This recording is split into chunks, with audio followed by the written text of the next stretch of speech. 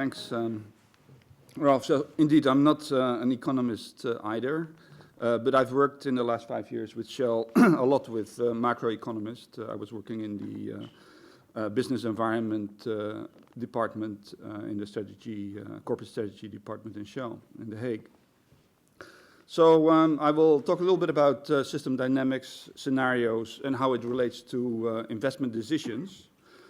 Let's start with a very simple example, and that's a business I'm not too familiar with, but it's the Australian wine business. It has been booming since 1990, but since 5 or 6 years ago, that has been basically stalled and declining, and it's primarily in value rather than in volume that they are taking hits. And why is that? That's obviously because the exchange rate of the Australian dollar, which is the orange line at the bottom, relative to its competitors, Chile, South Africa, Argentina, and the US dollars itself, has been appreciated a lot. But if you look at that a little bit more deeply, then obviously in the end it's the GDP growth of China that causes the Australian resource exports to boom, that in turn causes the Australian dollar to strengthen, which then is a pity for the Australian wine industry. Now let's get back to a little bit my comfort zone, which is the oil and gas industry. The oil price has risen quite dramatically as from the early 2000s. Obviously, in the last year, that has changed dramatically again. But over quite a long period, there was a rising oil price, which was steady for about 5 years. But the returns of oil companies have not similarly increased over that time. And the ROACE basically stayed at the same level. So why is that? That's obviously because also the costs have gone up. The costs for the oil industry have gone up way more than the normal commodity inflation that you would observe in the various countries where they're active. So there is a relationship between oil price and costs, you would say.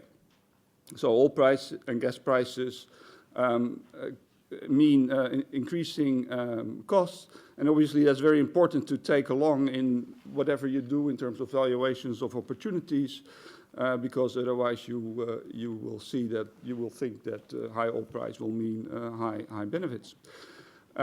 So you can have an econometric model that relates oil prices and cost, and obviously we get into the discussion of causality and correlation here. And if you think about it a little bit more, then it's a little bit more complex. You have GDP growth of the emerging markets that increase the costs of industry at large. So for example, steel prices are obviously driven up by the fact that China is booming.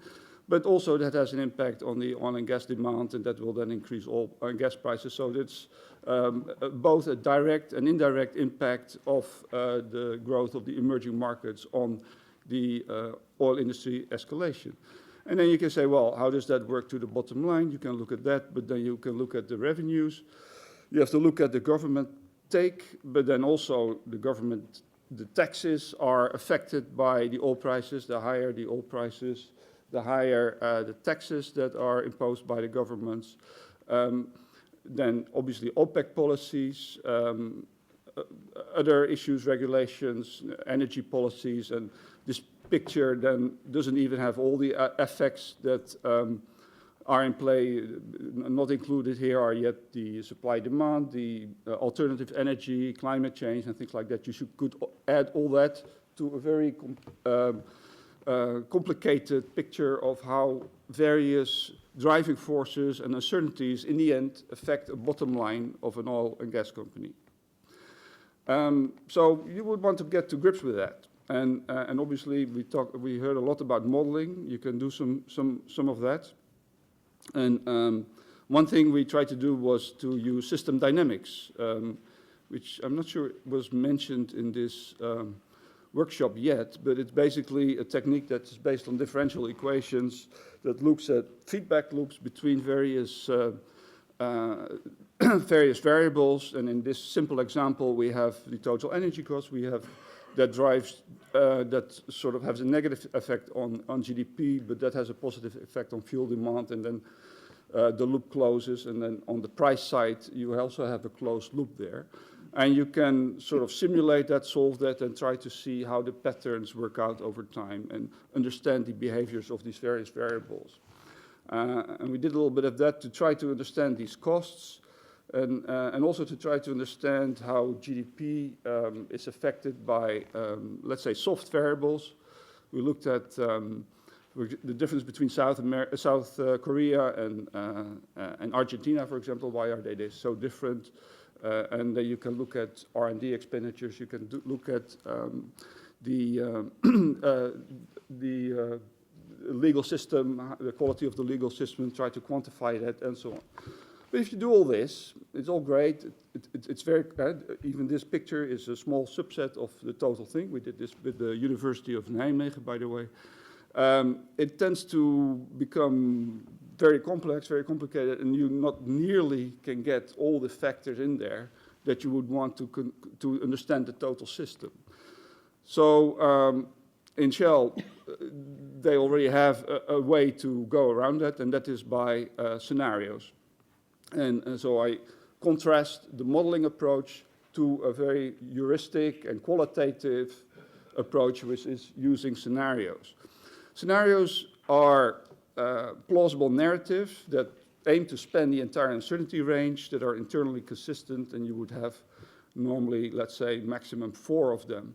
You have to cover a particular geographic area, look at some themes and a time horizon. Themes like what parts of the economy, what do you want to cover, energy system, politics, and a number of other areas. You cannot tackle everything. But they're definitely not forecasts. So you have scenarios sitting side by side that are equally plausible. And they're not precise, obviously. They're also not static. They will evolve over time as you get more insights. And the purpose is a framework for strategy, just making decisions, but also they're used for bridging gaps and for public debate. And some examples of that are here. Obviously, we have the Shell scenarios that have come out. The latest one have come out in 2013, but also country used them.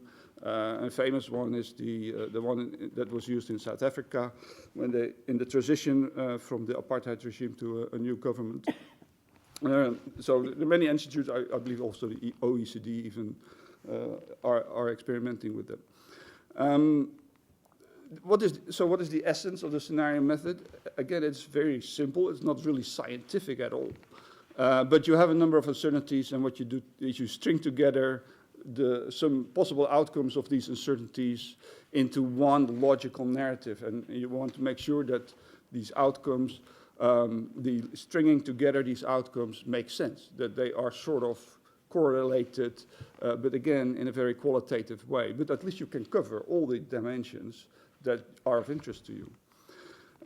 There are several ways to do this. There's the deductive approach, where you list the uncertainties that are relevant for your particular situation.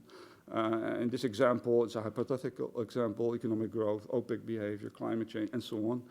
You look at what are the big ticket items, and you then make a matrix, in this 2x2 matrix. So you have 4 scenarios with the extreme outcomes of these big ticket items. This is I think how ConocoPhillips have done it, looking at economic growth and the proliferation of unconventionals. This is, by the way, not the way that Shell has done it.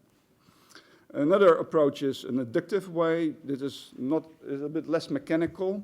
You look at all the uncertainties and the possible outcomes, and then you group them and you develop your storylines on that basis. And again, it looks very simple, but there's a lot of research, quantification, and debate with relevant experts involved in this process. So that is what scenario building is. It's about providing a platform, a structure for getting in the experts to talk about things and to make logical connections and develop storylines of different possible futures.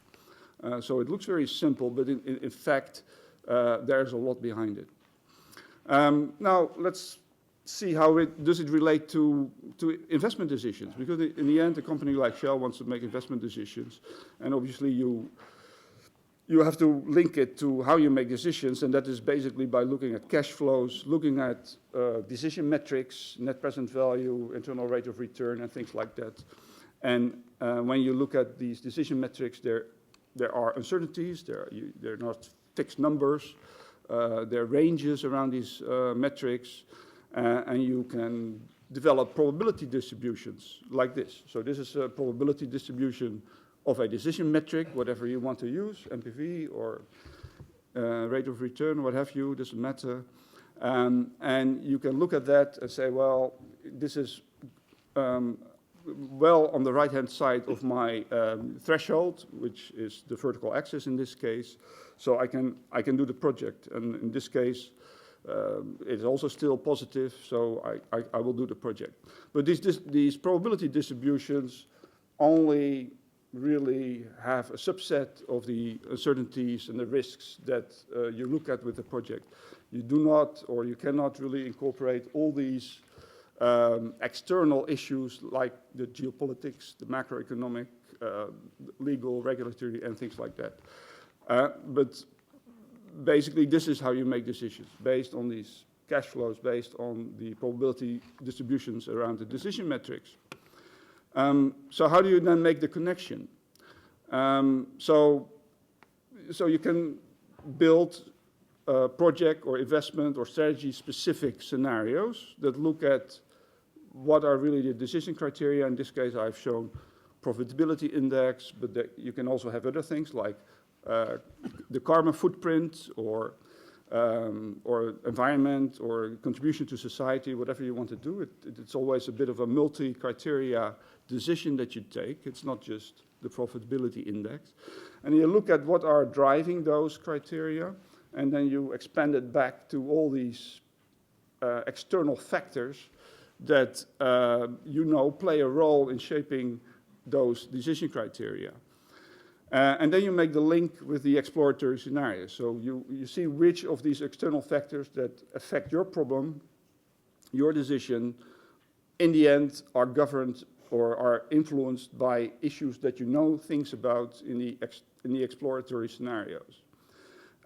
So there you make that link, and then you can take your decision metrics, which relate to your normal decision-making process, and put them in the perspective of different scenarios. And then you can have a discussion about what this investment, what this strategy, whatever it is, how that would play out in different scenarios, and then use, not very scientifically, but reasonably holistically, can look at all the dimensions that will affect your decision, and could be a part of discussion at the decision review boards or at the executive committee or wherever the decision is being taken. So, concluding remarks, we've seen that also in business, decisions are taken in the context of a complex environment. The issues are different from what this workshop is about, which is about policy. We talk about decisions and so on. It's slightly different, but there's some similarities. Modeling using system dynamics is one way to try to get to grips with them, but it has its limitations. And on the other hand, a scenario method where you have selective modeling of all sorts of things using econometrics, using system dynamics, using other methodologies, provides you with a bit of a framework for discussion to be sure, well, not to be sure, but at least to try to be holistic in the discussion and to bring all those external factors to bear when you take your actual decisions on the business that you're talking about. Thank you.